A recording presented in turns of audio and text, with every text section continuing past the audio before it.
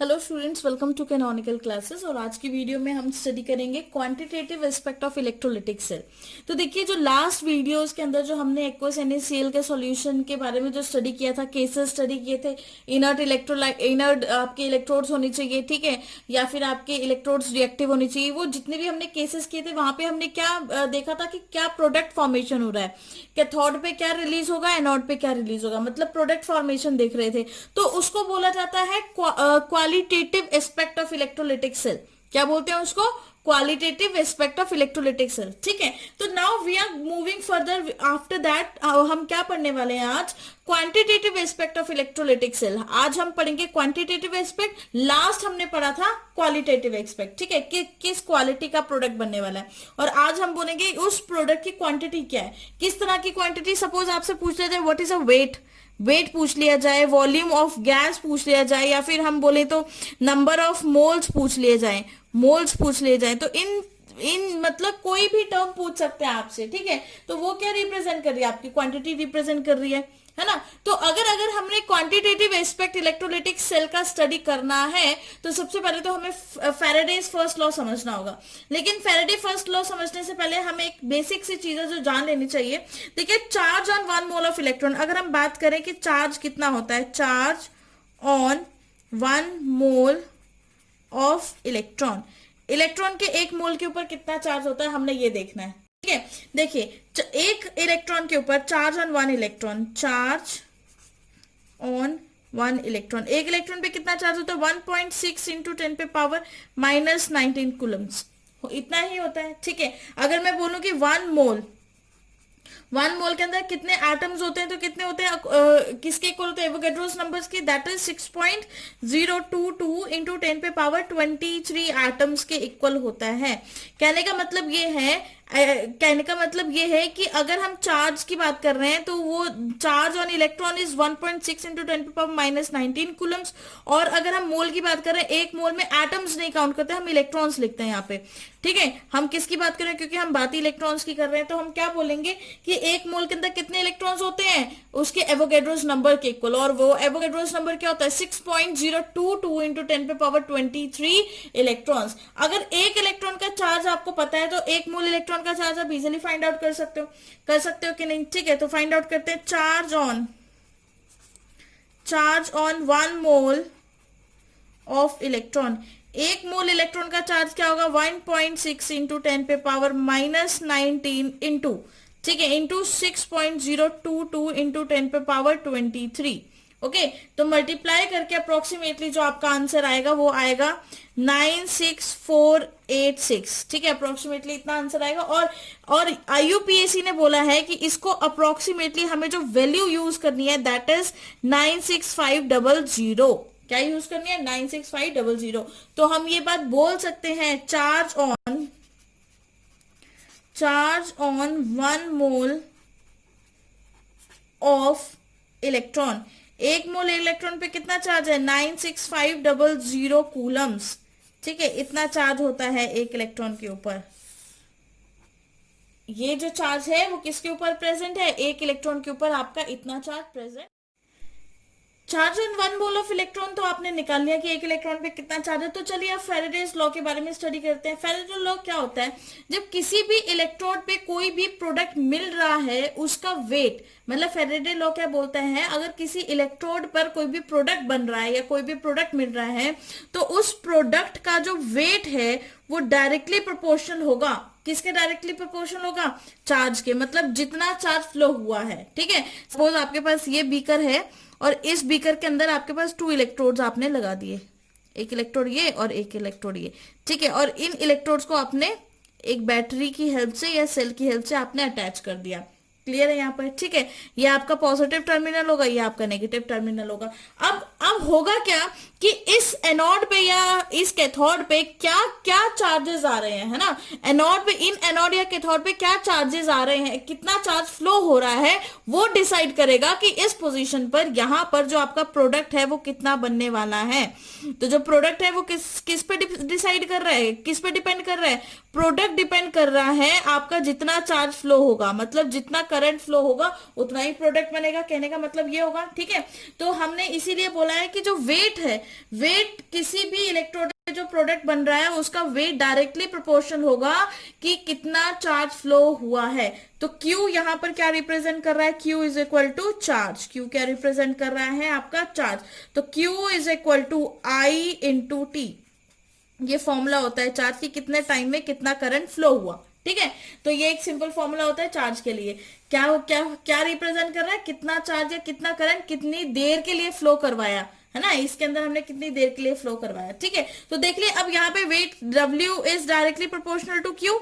Proportionality constant को हटाने के लिए हमें कांस्टेंट टर्म लगानी पड़ेगी, तो क्या आ जाएगा, W is equal to ZQ। ये आपकी फॉर्मुलेशन आ गई, W is equal to ZQ, जहां पे जो आपका Z है that is equivalent constant. Equivalent, ये क्या है आपका, इक्विवेलेंट कांस्टेंट। क्या बोलते हैं इसको, इक्विवेलेंट कांस्टेंट।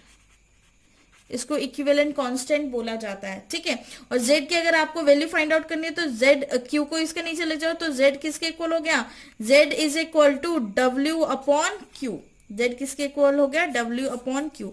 तो चलिए Z की पहले वैल्यू फाइंड आउट करते हैं। सपोज करिए लेट, मान लीजिए मैंने Q is equal to 1 coulombs ले लिया, मतलब सपोज मैंने चार्ज कितना ले लिया, 1 कूलम्स। अगर मैंने चार्ज 1 कूलम्स ले लिया तो Z जो है वो W अपॉन 1 हो जाएगा, है ना। तो यहां से हमें क्या देखने को मिलेगा कि Z is equal to W हुआ कि नहीं। ये ऐसी कंडीशन है जहां पे Z किसके इक्वल हो गया, W।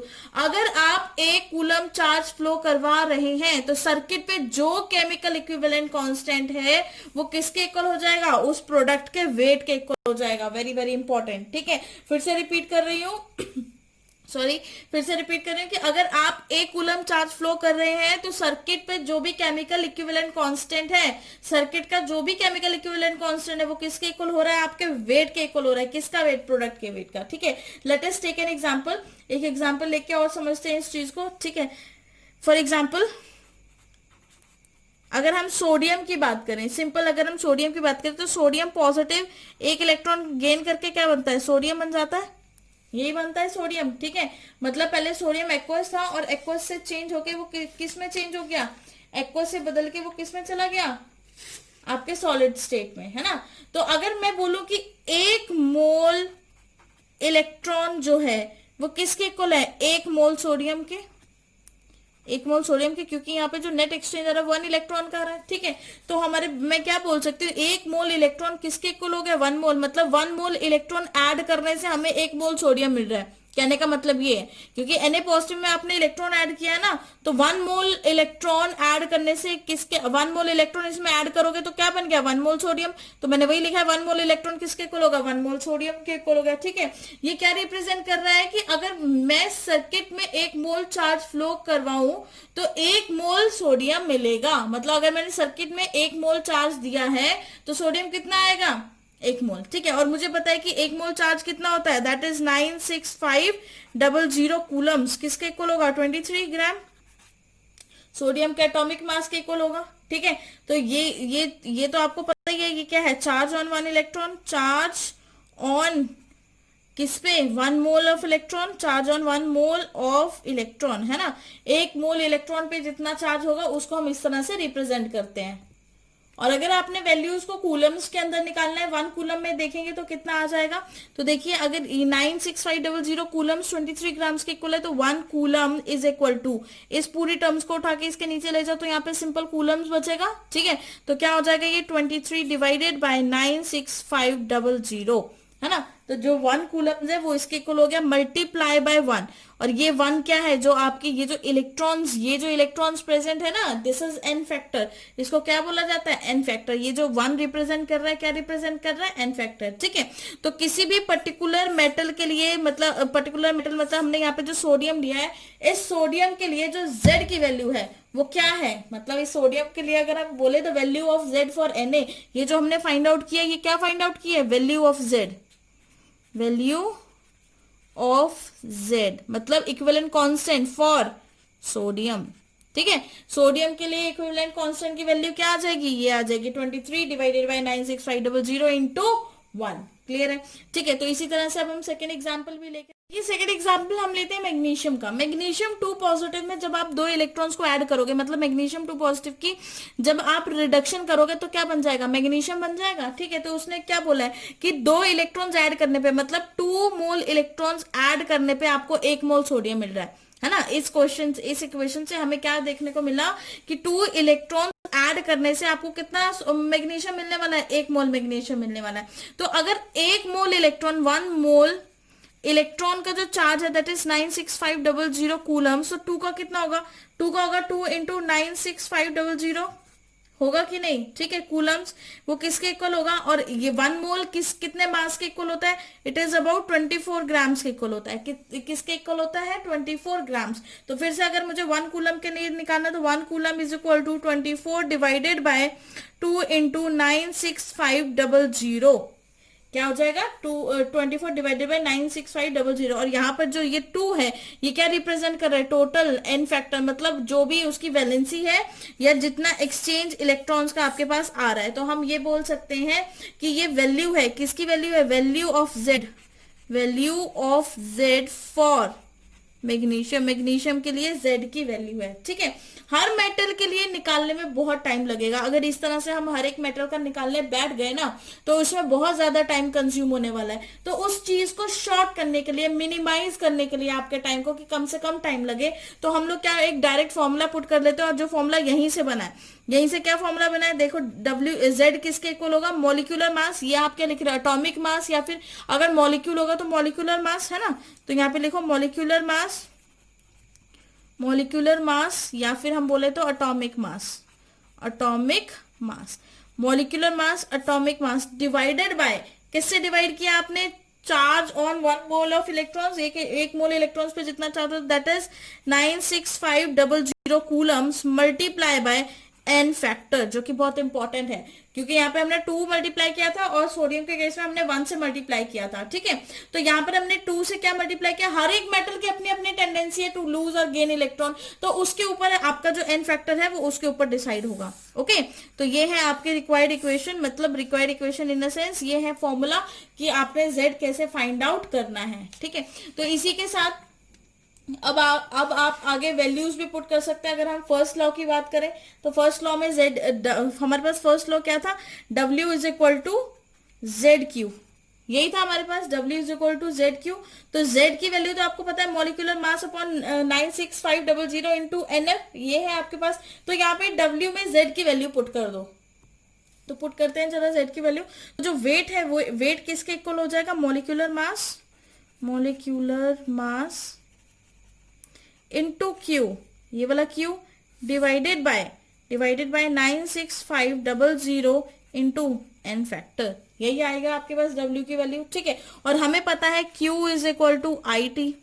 Q किसके इक्वल होता है? IT के इक्वल होता है। ठीक है, तो बस फिर अगर Q IT के इक्वल है तो देखिए जरा, अब आप यहाँ पे IT की वैल्यू भी डाल सकते हैं। तो W is equal to molecular mass ऐसे लिख देते हैं इसको, into I into T divided by 96500 into NF।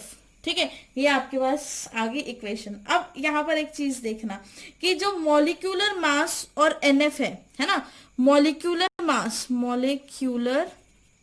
Mass divided by N factor, वो किसके इक्वल होता है? इक्विवेलेंट मास के इक्वल होता है।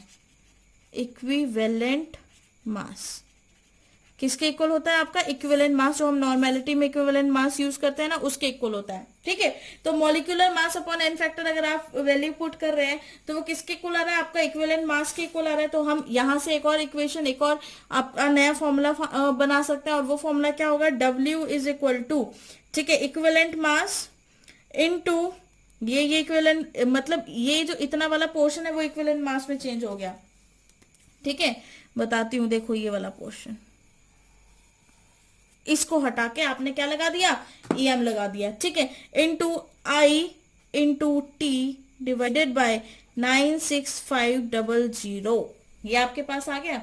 किससे डिवाइड कर दिया आपने, 96500 से। तो ये भी एक फॉर्मूला बन गया जहां पे आप ये वैल्यूज को पुट कर सकते हैं। मतलब इस तरह से कोई भी वैल्यू अगर आपको गिवन होगी तो आप आसानी से उसमें क्वेश्चन में ये आप न्यूमेरिकल में इसको सॉल्व कर।